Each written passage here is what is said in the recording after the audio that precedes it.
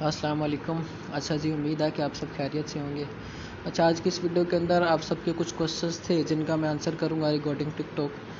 सबसे पहला क्वेश्चन ये था कि हमारे व्यूज़ नहीं आ रहे, या अगर व्यूज़ आ रहे हैं तो एक लिमिट तक आने के बाद स्टक हो जाते हैं। दूसरी प्रॉब्लम ये फेस करना पड़ रही है कि हमें पे आउट के बारे में बता दें कि हम किस तरह से टिकटॉक से विड्रॉवल ले सकते हैं।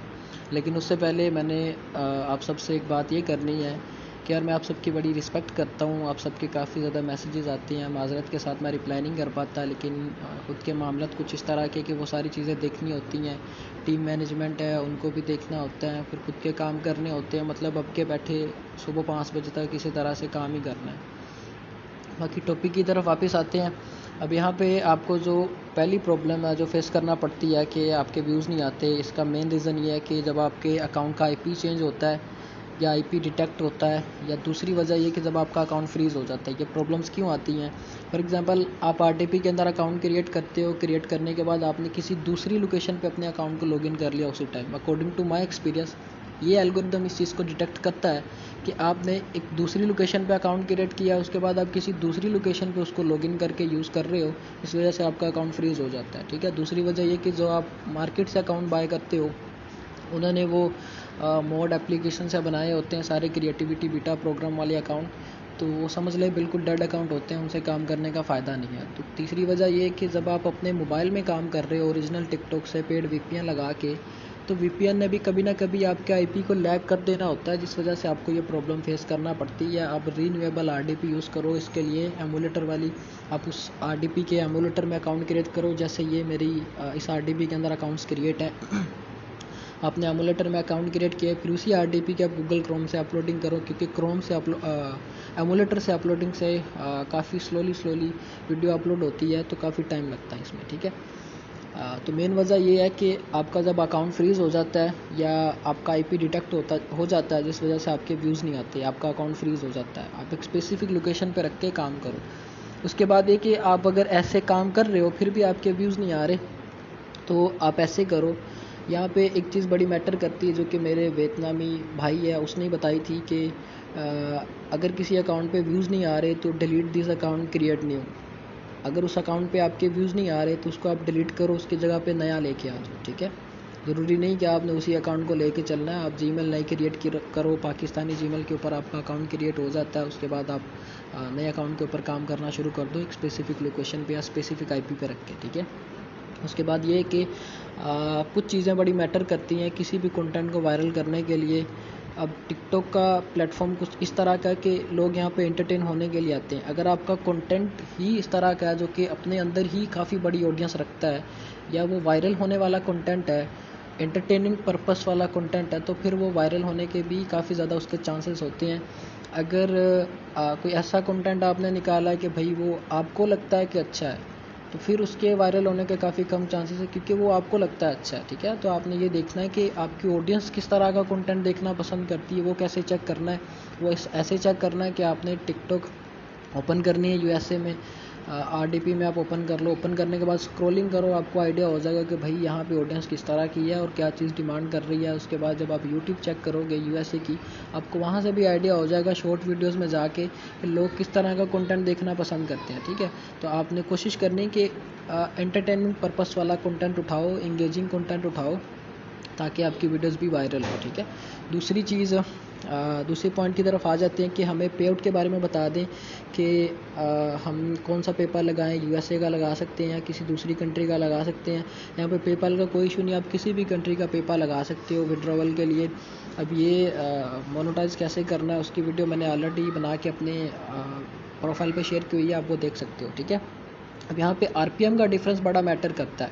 फॉर एग्जांपल, अब इस अकाउंट के ऊपर जो आरपीएम चल रहा है वो 0.27 सेंट्स चल रहा है। 1.9 मिलियन व्यूज़ के ऊपर $500 की अर्निंग हुई, जो कि पाकिस्तानी ऑडियंस है इस अकाउंट के ऊपर, क्योंकि ये जो अकाउंट था ये मोबाइल से मैनेज हो रहा था, इस वजह से पाकिस्तान की ऑडियंस आई है। ठीक है। बाद में जब ये अकाउंट अनफ्रीज हुआ तो उसके बाद पाकिस्तान की ऑडियंस आना शुरू हो गई, तो ये प्रॉब्लम आपको एक आती है कि 1.9 मिलियन 2 मिलियन व्यूज़ के ऊपर आपके $500 की अर्निंग हुई है, जो कि काफ़ी कम है।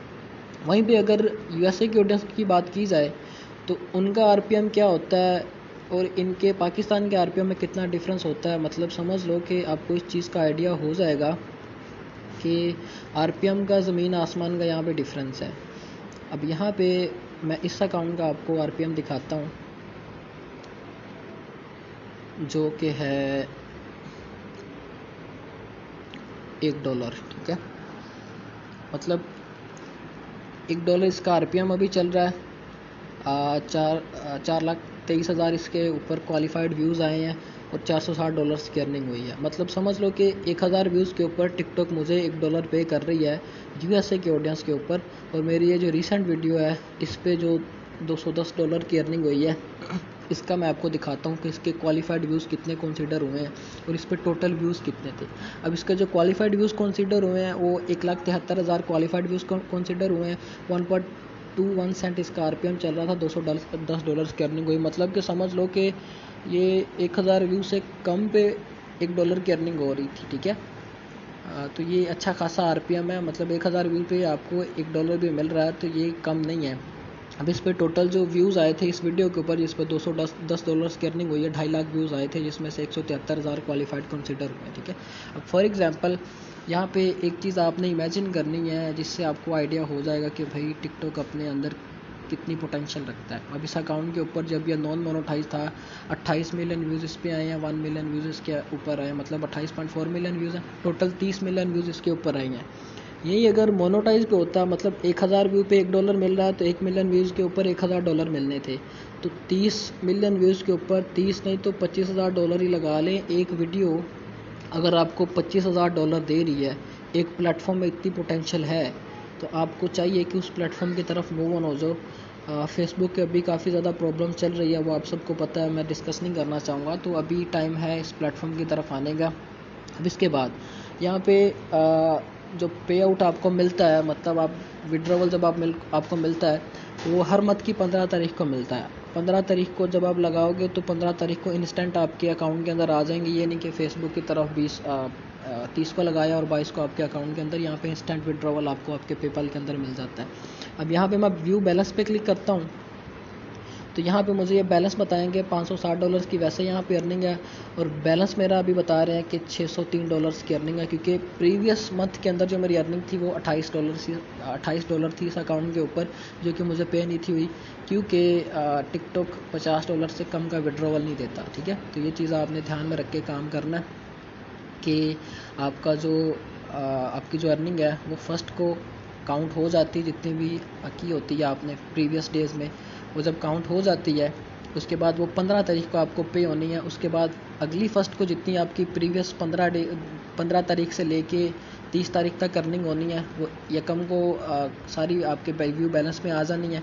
उसके बाद वो आपको 15 तारीख को, नेक्स्ट 15 तारीख को पे होनी है, ठीक है। तो ये चीज़ बड़ी मैटर करती है यहाँ पे। और पे भी सिर्फ आपको मंथ में एक ही मिलनी होती, तो पे नहीं मिलनी होती। अब यहाँ पे मुझे बता रहे हैं कि $102 मेरी जो प्रीवियस मंथ में अर्निंग थी, या मतलब आज 4 तारीख है, शायद RDP में तो 4 ही दिखा रहे हैं। 4 से पहले यकम तक इस पे जो अर्निंग थी वो $102 थी। 4 दिन के अंदर अंदर इस पे ये $300 की अर्निंग हुई है। तो वो मेरी अगले मंथ की अब ये 15 को $112 मुझे पे हो जाएगी। उसके बाद ये जो फर्दर अर्निंग है ये सारी मेरी 30 तारीख को जाके बैलेंस में कंसिडर होगी, और मुझे अगले मंथ की ये 15 को मिलनी है। ये एल्गोरिदम इस तरह से काम करता है, मतलब कि आपकी जो प्रीवियस अर्निंग है वो अगले मंथ की 15 को आपको पे होनी होती है। तो ये चीज़ें हैं कुछ व्यूज़ की जो आपको प्रॉब्लम आ रही थी, वो भी मैंने आपको बता दिया। दूसरा ये कि कोई भी प्लेटफॉर्म है वो कंसिस्टेंसी उस प्लेटफॉर्म पे बड़ी मैटर करती है। अगर आपने उस पर सक्सेस लेनी है, तो चाहे वो फेसबुक है चाहे वो टिकटॉक है। टिकटॉक का ये है कि ये आपको व्यूज़ दे देती है। फॉर एग्जांपल आपने नया अकाउंट क्रिएट किया, आप उसके ऊपर वीडियोस लगाते हो, 5-7 मिनट के अंदर आपके 200-300 व्यूज़ आते हैं मिनिमम। तो आप इस चीज़ में बड़ा खुश होते हो कि हाँ यार ये मेरी वीडियो रिकमेंडेशन में लगता निकल गई है। उसके बाद जब वहाँ पे आके स्टक हो जाती है, फिर आप बोलते हो कि यार ये क्या, मेरी तो वीडियोज़ ही यहाँ पे आके स्टक हो गई हैं, अकाउंट तो नहीं फ्रीज़ हो गया, ये वो सारी चीज़ें आपके जहन में आना शुरू हो जाती है। लेकिन ऐसे नहीं है, टिकटॉक का प्लेटफॉर्म आपको व्यूज़ देता है स्टार्टिंग के अंदर 200-300 व्यूज़ एवरेज अकाउंट, अगर जो नॉन फ्रीज अकाउंट है उसके ऊपर आपको इतने व्यूज़ आते ही आते हैं, ठीक है। तो ये है कि आपने कंसिस्टेंसी के साथ फिर डेली बेसिस पे उस पर काम करना होता है। फिर जाके फर्दर आपको उस अकाउंट की जब आप रीच ओपन करते हो तो वीडियोस वायरल होती हैं। ये नहीं कि अगर आपको 5-7 मिनट के अंदर 200-300 व्यूज़ आ गए हैं तो इसका मतलब आपकी वीडियो वो वायरल हो गई है। तो पैसे बनना शुरू हो जाएंगे। ऐसे नहीं है, कोई भी प्लेटफॉर्म है, कंसिस्टेंसी बड़ी मैटर करती है उस प्लेटफॉर्म के ऊपर। लेकिन टिकटॉक की एक बात मुझे ये बड़ी अच्छी लगी है, अगर आपका कंटेंट कोई ऐसा है जो कि नॉन कॉपीराइटेड, बिल्कुल समझ लो कि out of the box content है और वो वायरल हो गया है, तो वो आपको अर्निंग अच्छी खासी देगा। एक मंथ अगर उसने आपको 2x दी है ना, तो अगले मंथ उसने 4x करके देनी है और अगले मंथ उससे भी ज़्यादा डबल देनी होती है। इस पे अकाउंट के सस्पेंड या बैन होने की सिर्फ कुछ वजह होती हैं। अगर आप कोई ऐसा कंटेंट लगाते हो जिसमें आप एडल्टिज़म की तरफ जा रहे हो, एडल्ट कंटेंट लगाते हो, तो फिर आपको ये कॉपीराइट देंगे। या आप किसी की वीडियोस को टिकटॉक से उठा के लगा रहे हो, फिर आपको कॉपीराइट देंगे। तीसरी वजह ये है कि अगर आप ऐसे कर रहे हो कि आपने गन्स की वीडियोस लगाई, मतलब आप असले की नुमाइश कर रहे हो, तो फिर ये आपको वार्निंग्स देते हैं, कम्युनिटी गाइडलाइंस आपकी वीडियोस के ऊपर आती हैं।